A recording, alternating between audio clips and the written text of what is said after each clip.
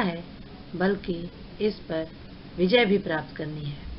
माननीय प्रधानमंत्री की दूरदर्शिता, सूझबूझ और कुशल नेतृत्व में आप सबके सहयोग से हम इस विपदा का डटकर सामना कर रहे हैं और अभी तक इस पर नियंत्रण रखे हुए हैं। बंधुओं, हमें अपने कर्मधारों का अनुसरण करते हुए इस विपदा को जड़ से समाप्त करना है और इसके लिए आपसे अपेक्षा है कि आप अपने आप को सुरक्षित रखेंगे, साफ सफाई का ध्यान रखेंगे और अपने अपने घरों में बने रहेंगे। पर हमें यह भी ध्यान रखना है कि इस विपदा के कारण हमारा विकास अवरुद्ध न हो, पढ़ाई लिखाई बाधित न हो। इसी आवश्यकता के मद्देनजर ऑनलाइन कक्षा के माध्यम से आपका मार्गदर्शन करना हमारा ध्येय बनता है। आज हम बात करेंगे अपने विषय से संबंधित, जिसके लिए हम यहाँ आमने सामने बैठे हुए हैं। आज का हमारा टॉपिक है शिक्षा, शिक्षा का अर्थ एवं शिक्षा की परिभाषा। शिक्षा के अंतर्गत तो ऐसे कई बिंदु हैं, परंतु आज हम शिक्षा के अर्थ एवं परिभाषा के बारे में यहाँ से चर्चा का आरंभ करेंगे।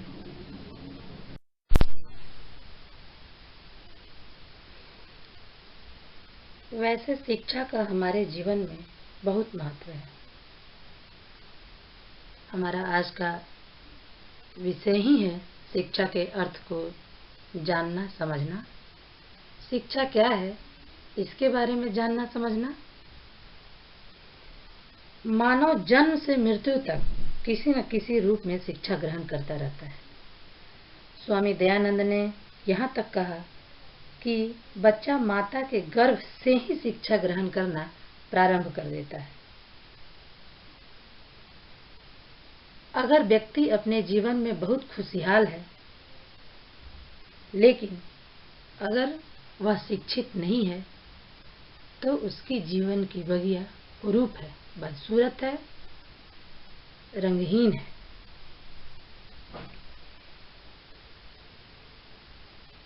शिक्षा के अभाव में व्यक्ति आंखें होते हुए भी अंधा के समान है।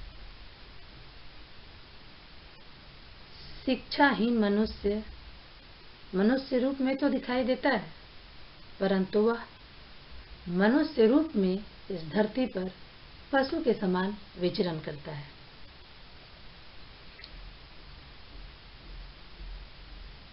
कहने का तात्पर्य यह है कि शिक्षा शब्द इतना गहरा है जिसे शब्दों में अंकित करना बहुत कठिन है। इसके बारे में जितना बताया जाए वह कम है। इसकी महत्ता को अनुभव किया जा सकता है, अभिव्यक्त नहीं। फिर भी मनुष्य के सामाजिक, आध्यात्मिक, सांवेगिक, चारित्रिक, मानसिक और यहाँ तक कि संपूर्ण शारीरिक विकास के लिए शिक्षा को महत्वपूर्ण माना गया है।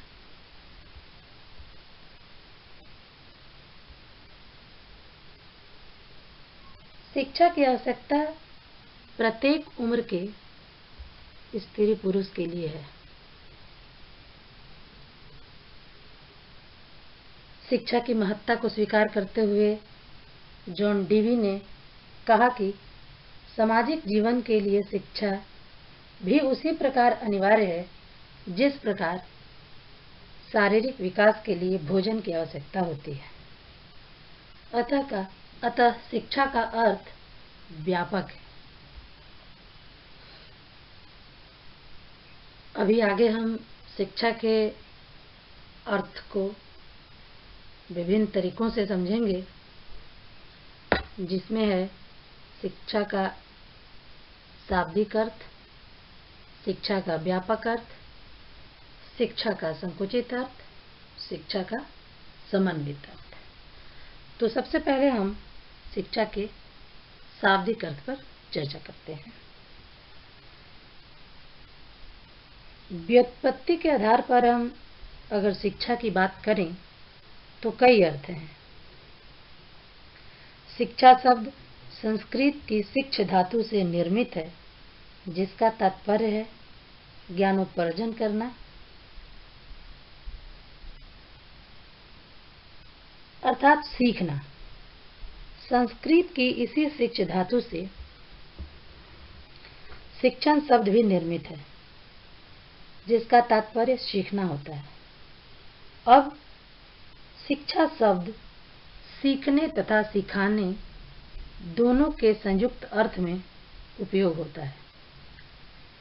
इस प्रकार शिक्षा का तात्पर्य है किसी संस्था में अर्थात गुरु से ज्ञान प्राप्त करके चारित्रिक, मानसिक तथा अंतर्निहित शक्तियों का सुनियोजित एवं समन्वित रूप से विकास करना। सुनियोजित और समन्वित का तात्पर्य यहाँ है कि जीवन का कोई पक्ष, कोई पहलू विकास के क्रम में पिछड़ा न रह जाए। ये तो हमने समझा संस्कृत और हिंदी में शाब्दिक अर्थ। अब आते हैं अंग्रेजी में। शिक्षा के लिए अंग्रेजी पर्याय शब्द एजुकेशन है, जो लैटिन भाषा के एडुकेटम शब्द से निकला है, जिसका अर्थ है शिक्षित करना, अर्थात बाहर निकालना। एडुकेटम ई का अर्थ है अंदर से एवं ड्यूको का अर्थ है आगे बढ़ाना। इस तथ्य के आधार पर एजुकेशन अथवा शिक्षा का अर्थ है बच्चे के भीतर सहज रूप में स्थित उसकी आंतरिक शक्तियां, ज्ञान, गुण को बाहर निकाला जाए और इस तरह उसकी अंतरतम शक्तियों को वास्तविक शक्तियों के रूप में निर्मित कर दिया जाए। अर्थात हिंदी, संस्कृत और अंग्रेजी भाषाओं के इन शब्दों को तोड़ मड़ोड़ कर हम विश्लेषण करते हैं तो एक ही बात सामने आती है कि शिक्षा का अर्थ है व्यक्ति के आंतरिक शक्तियों का समन्वित विकास करना। ये रहा हमारा शाब्दिक अर्थ। अब हम आते हैं शिक्षा के व्यापक अर्थ की ओर। व्यापकता की बात करें तो व्यक्ति जब शिक्षा को व्यापक रूप में ग्रहण करता है तो यह माना जाता है कि शिक्षा का संबंध व्यक्ति के जन्म से प्रारंभ होकर मृत्यु तक किसी न किसी प्रकार बना रहता है। शिक्षा हमेशा व्यक्ति का कल्याण करती है, पथ प्रदर्शन करती है और कर्तव्यों का ज्ञान एवं अनुभव प्रदान करती है। शिक्षा किसी देश, काल, परिस्थिति, स्थान, समय अथवा व्यक्ति विशेष तक सीमित नहीं रहती है। वह अबाध रूप से गतिशील रहती है। वह ऊंच नीच, बड़ा छोटा, धनी निर्धन नहीं दिखती है। वह सबके लिए समान रूप से प्रवाहित होती है। व्यक्ति को इस सृष्टि में उपस्थित चर अचर, जीव जंतु, सजीव निर्जीव समय समय पर शिक्षा प्रदान करते रहते हैं। अर्थात व्यक्ति अपने जीवन में कहीं भी, कभी भी, किसी से भी कुछ न कुछ परिस्थिति अनुसार, अपने अनुभव अनुसार कुछ न कुछ सीखता रहता है और यही सीखने की प्रक्रिया शिक्षा है। अर्थात व्यापक अर्थ के अंतर्गत व्यक्ति का संपूर्ण जीवन ही उसकी शिक्षा काल समझा जाता है। व्यापक अर्थों में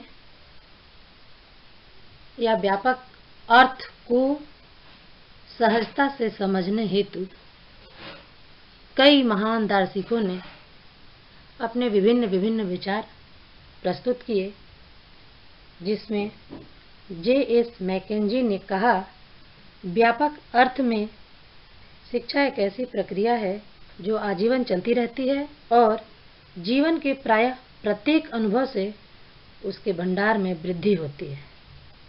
शिक्षा को जीवन का मुख्य साध्य भी कहा जा सकता है। महान दार्शनिक स्वामी विवेकानंद ने कहा, यदि कोई मनुष्य केवल कुछ परीक्षाएं पास कर सकता है और अच्छे परिणाम दे सकता है तो हम उसे शिक्षित समझते हैं। लेकिन क्या वह शिक्षा कहलाने योग्य है जो मनुष्य को जीवन संघर्ष के लिए तैयार करने में सहायता नहीं देती है और उनमें शेर का साहस उत्पन्न नहीं करती है? इन कथनों से हम यह समझ सकते हैं कि शिक्षा वही है जो व्यक्ति को भावी जीवन में आने वाले संघर्षों से तैयार रहने के लिए सिखाती है, सामना करने के लिए सिखाती है, व्यक्ति में आत्मविश्वास भरती है, साहस भरती है।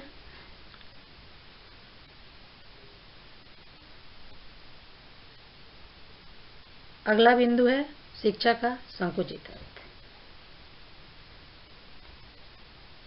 शिक्षा के संकुचित अर्थ के रूप में हम विद्यालयी शिक्षा को ले सकते हैं, जिसमें एक निश्चित वातावरण के अंतर्गत बैठकर एक निश्चित पाठ्यक्रम का अनुसरण करते हुए परीक्षाएं पास कर लेना होता है।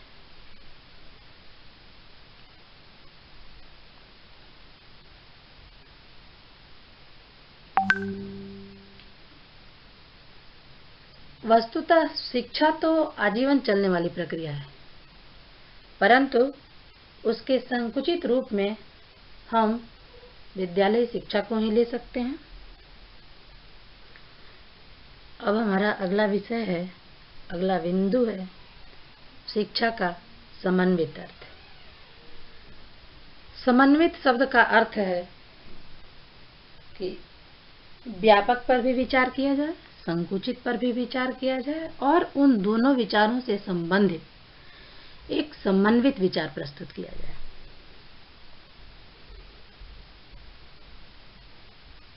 शिक्षा के व्यापक अर्थ में हम देखते हैं कि व्यक्ति के कल्याण के किस रूप में ग्रहण किया जाए स्पष्ट ही नहीं हो पाता। कहीं भी कुछ भी किसी से भी ज्ञान ग्रहण कर लेना ही शिक्षा की व्यापकता है।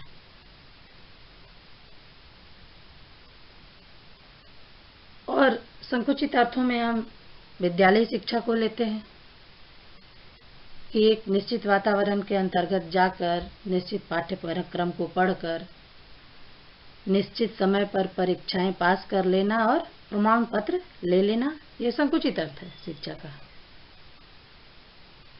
परंतु शिक्षा का वास्तविक अर्थ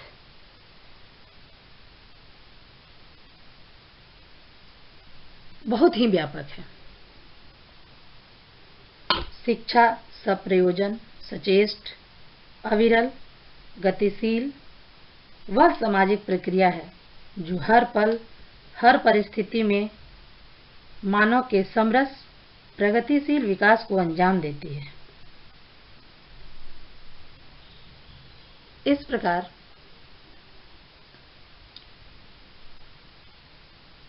शिक्षा जीवन पर्यंत आजीवन अबाध रूप से चलने वाली प्रक्रिया है जो व्यक्ति को सुसंयोजित अथवा समन्वित विकास की ओर अग्रसर करती है।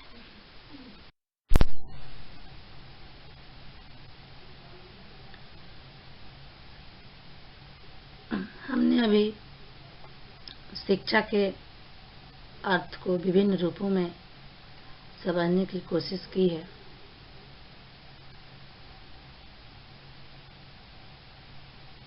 शिक्षा के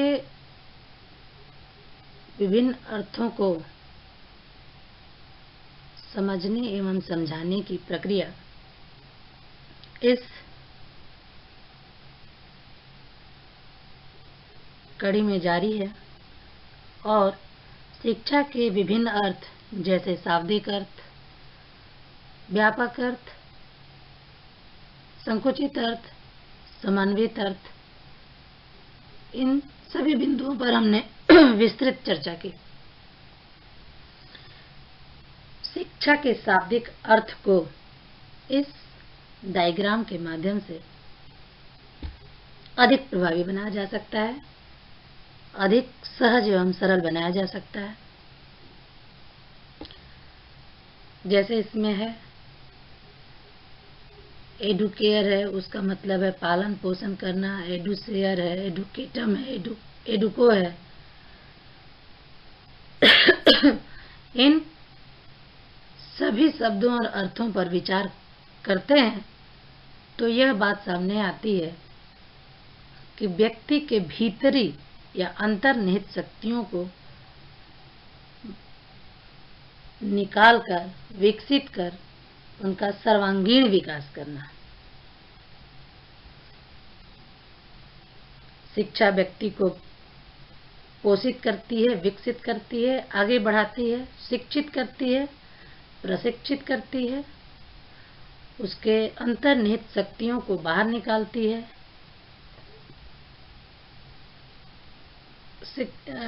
शिक्षा शिक्षित करती है, सीखने की प्रक्रिया को बढ़ावा देती है, अंतर्निहित शक्तियों का सर्वांगीण विकास करती है। इस प्रकार हम यह देखते हैं कि शिक्षा व्यक्ति के आंतरिक, मानसिक, शारीरिक आदि रूपों में प्रभावित करते रहती है और इन प्रभावों के फलस्वरूप ही व्यक्ति अपना सर्वांगीण विकास करता है, एक उद्देश्यपूर्ण जीवन व्यतीत करता है।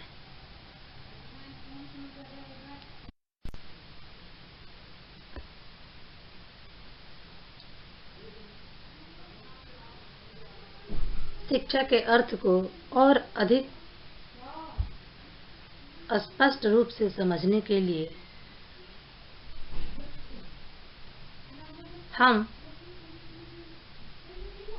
4 H के समायोजन के बारे में पढ़ेंगे। शिक्षा का अर्थ व्यक्ति के 4 पक्षों का समायोजित विकास माना जाता है। हम डायग्राम में देख रहे हैं कि शिक्षा जो है मस्तिष्क को प्रभावित करती है, हृदय को प्रभावित करती है, हाथ को प्रभावित करती है और स्वास्थ्य को प्रभावित करती है।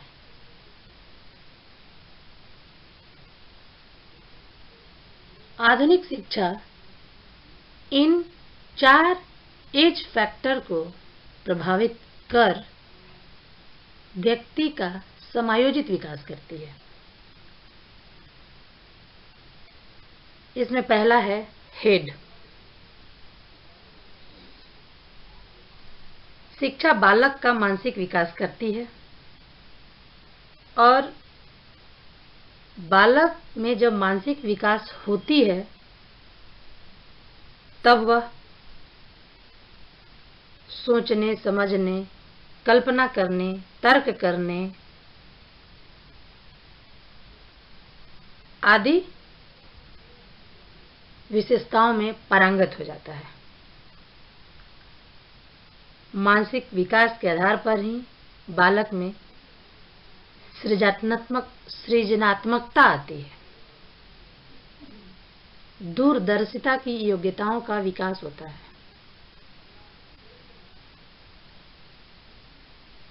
अर्थात एक बालक मानसिक रूप से विकसित है तभी वो राष्ट्रीय एवं सामाजिक कार्यों को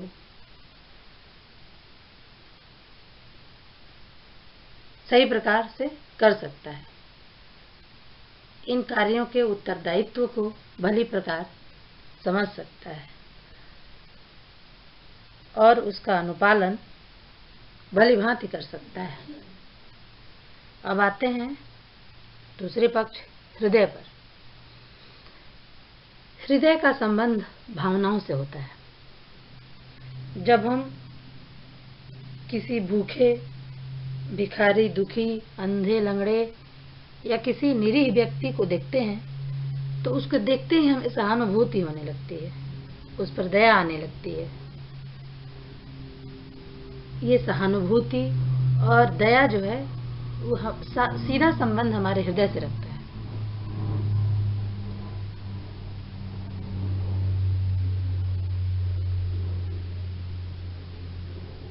शिक्षा के माध्यम से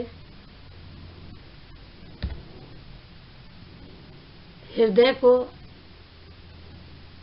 भावुक बनाना और भावात्मक दृष्टि से परिपक्व बनाना ही शिक्षा का प्रमुख कार्य है।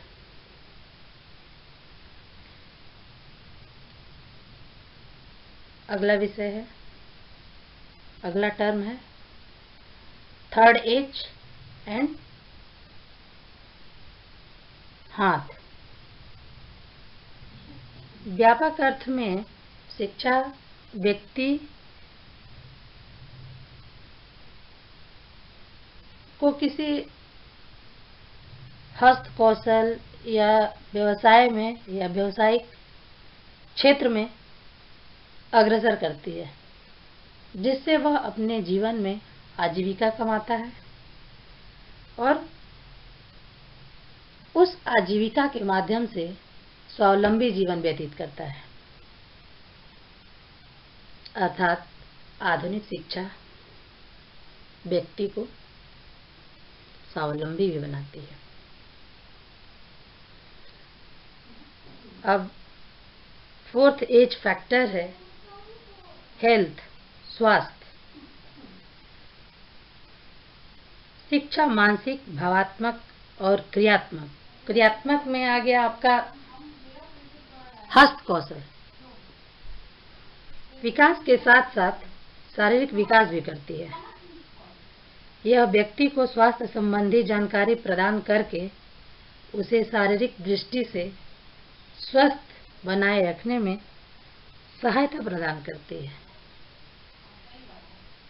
ये बात भी सही है कि अगर व्यक्ति का स्वास्थ्य ही बढ़िया ना रहे तो वह अन्य कर्तव्यों के अनुपालन में सही योगदान नहीं निभा सकता है। इस प्रकार हम शिक्षा के अर्थ को समझने के लिए 4 एज फैक्टर को समझने का प्रयास कर रहे हैं। ये 4 एज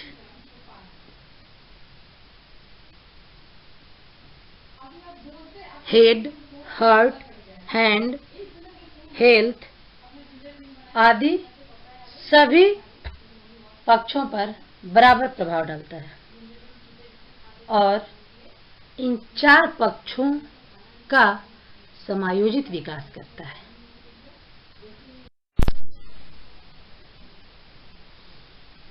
शिक्षा के अर्थ को हम विभिन्न तरीकों से समझने और समझाने का प्रयास किया है।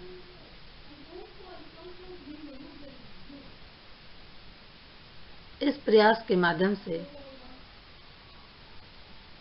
शिक्षक के अर्थ को भली भांति समझने में काफी सहयोग प्राप्त होगा। अब आते हैं शिक्षा की परिभाषाएं। शिक्षा शब्द तो अपने आप में अत्यंत व्यापक है, परंतु फिर भी भारतीय एवं पाश्चात्य विद्वानों ने, शिक्षाविदों ने, दार्शनिकों ने अपने अपने विचारानुसार अपनी अपनी परिभाषाएं प्रस्तुत की हैं। तो सर्वप्रथम हम शंकराचार्य जी के विचार का अध्ययन करते हैं। शंकराचार्य जी के अनुसार सा विद्या या विमुक्त है, अर्थात शिक्षा वह जो मुक्ति दिलाती है। यहाँ मुक्ति दिलाने से तात्पर्य है अज्ञानता से मुक्ति दिलाना। जीवन में व्यक्ति के सभी कष्टों एवं परेशानियों का जड़ अज्ञानता ही है, और यह अज्ञानता विद्या के माध्यम से, शिक्षा के माध्यम से ही दूर हो सकती है। अर्थात शिक्षा वह साधन है जो व्यक्ति में अज्ञानता को हटाकर ज्ञान की ज्योति स्थापित करती है। स्वामी विवेकानंद जी के अनुसार मनुष्य में अंतर्निहित पूर्णता को अभिव्यक्त करना ही शिक्षा है। यानी हर व्यक्ति में उसके परिपूर्ण होने की शक्ति अंतर्निहित होती है, और उस पूर्ण होने की शक्ति को, उस पूर्णता की शक्ति को बाहर निकालकर समाज को एक पूर्ण एवं साकार मनुष्य सुपुर्द करना ही शिक्षा का कार्य है।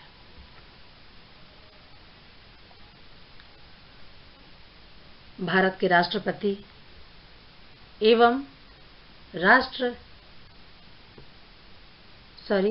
भारत के राष्ट्रपिता के नाम से संबोधित होने वाले व्यक्ति महात्मा गांधी के अनुसार शिक्षा का अभिप्राय बालक और मनुष्य के शरीर, मन तथा आत्मा के बहुमुखी एवं सर्वोत्तम विकास से है।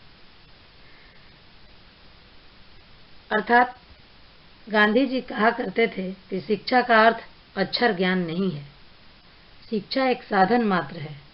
हम मनुष्य बने, मात्र पुस्तकीय ज्ञान से मनुष्यत्व नहीं आता।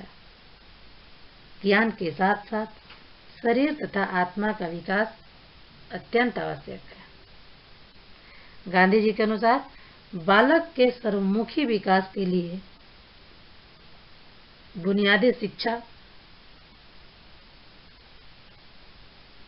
पद्धति आवश्यक थी। ये बुनियादी शिक्षा क्या थी? बुनियादी शिक्षा में बालक के मस्तिष्क, शरीर और आत्मा तीनों का विकास समुचित ढंग से हो पाता था। अगर साधारण रूप में शिक्षा ग्रहण करें तो सिर्फ यह मस्तिष्क के विकास पर बल देती है, लेकिन गांधी जी की जो शिक्षा की अवधारणा थी उसके अनुसार बुनियादी शिक्षा के अंतर्गत शिक्षित होने वाले बालक मस्तिष्क, शरीर और आत्मा तीनों ही रूप से सुगठित एवं विकसित होंगे। अर्थात गांधी जी के अनुसार शिक्षा सर्वांगीण विकास और श्रेष्ठतम विकास का पक्षधर था।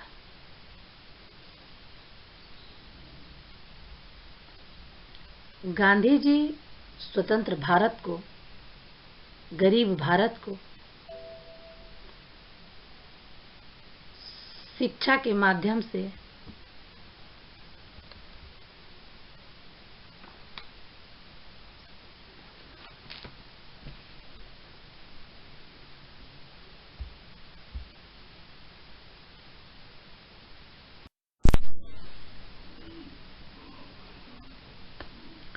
अर्थात मनुष्य में अंतर्निहित पूर्णता को बाहर निकालना ही शिक्षा है, स्वामी विवेकानंद के अनुसार।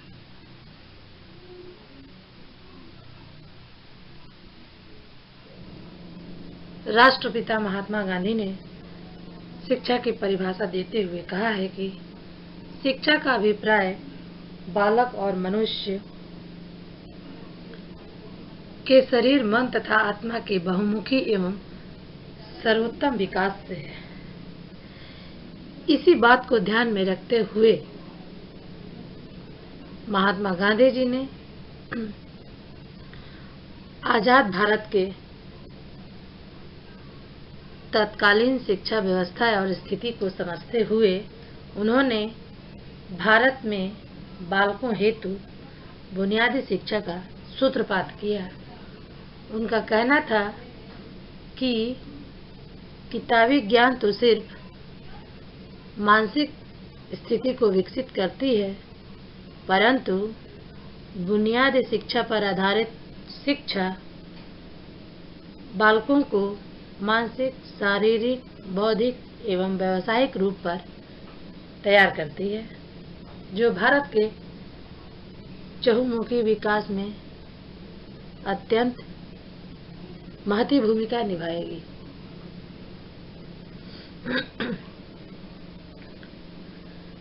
योग वशिष्ठ के अनुसार मुक्ति प्राप्त करने के लिए ज्ञान ही एकमात्र उपाय है, दूसरा और कोई नहीं। यहाँ मुक्ति से तात्पर्य सांसारिक बंधनों से है, अज्ञानता की बंधनों से है, राग द्वेष के बंधनों से है, अर्थात इन सभी प्रकार के बंधनों को एकमात्र शिक्षा ही दूर कर सकता है। जॉन डीवी के अनुसार जिस प्रकार शारीरिक विकास के लिए भोजन आवश्यक है, उसी प्रकार सामाजिक विकास के लिए शिक्षा, अर्थात एक शिक्षित व्यक्ति से शिक्षित परिवार का निर्माण होता है और शिक्षित परिवार से शिक्षित समाज एवं शिक्षित समाज से शिक्षित राष्ट्र का निर्माण होता है। अर्थात डीवी महोदय के विचार से शारीरिक विकास के लिए भोजन जितना ही महत्वपूर्ण है, उतना ही महत्वपूर्ण समाज के विकास के लिए शिक्षा का है। अब हम समझ ही सकते हैं कि भोजन के बिना शरीर का विकास संभव नहीं है। उसी प्रकार अशिक्षित व्यक्तियों से विकसित समाज की कल्पना नहीं की जा सकती।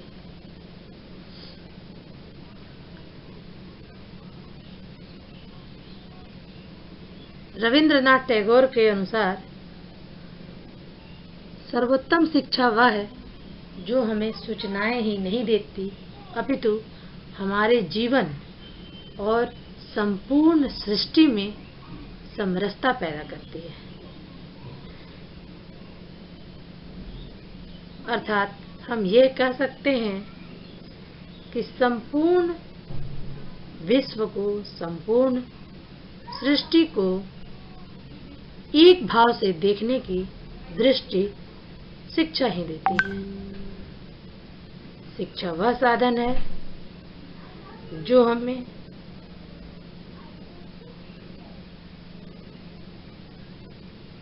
तमाम दोषों से दूर कर, दोषों से मुक्त कर, सबको समरूप, सबको बराबर की दृष्टि से देखने की क्षमता उत्पन्न करती है। और इस समरसता से व्यक्ति में समायोजन की क्षमता विकसित होती है और वसुधैव कुटुंबकम की भावना से ओतप्रोत होता है।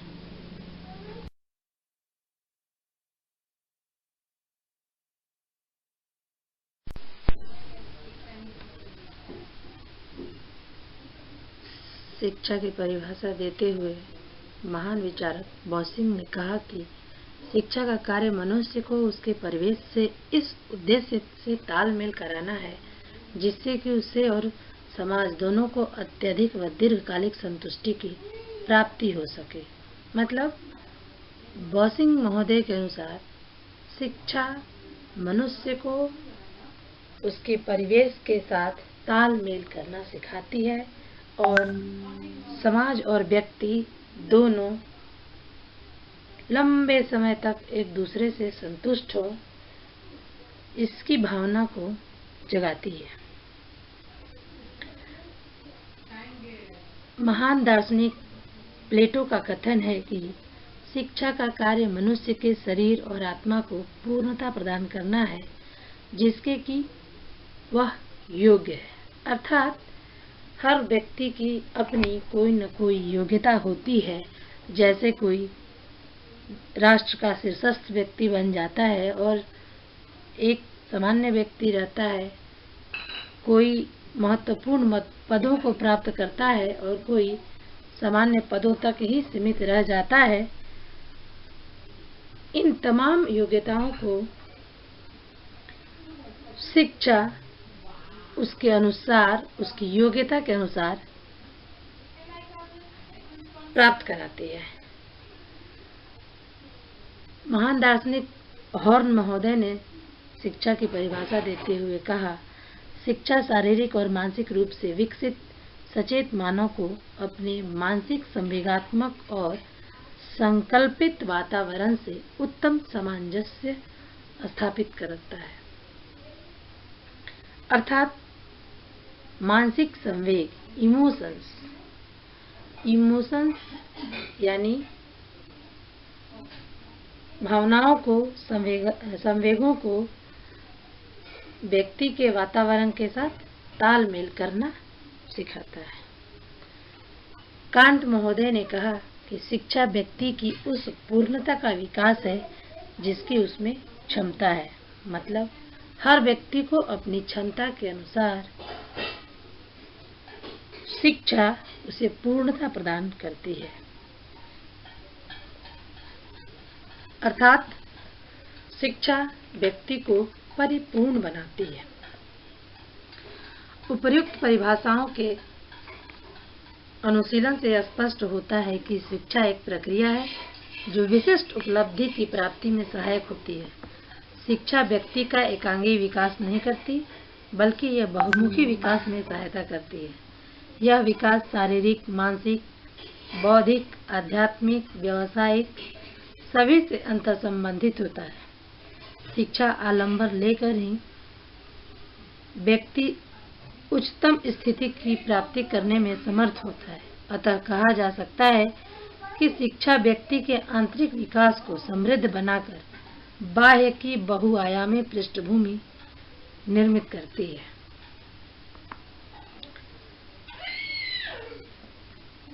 शिक्षा व्यक्ति के बहुमुखी विकास में महती भूमिका का संपादन करती है।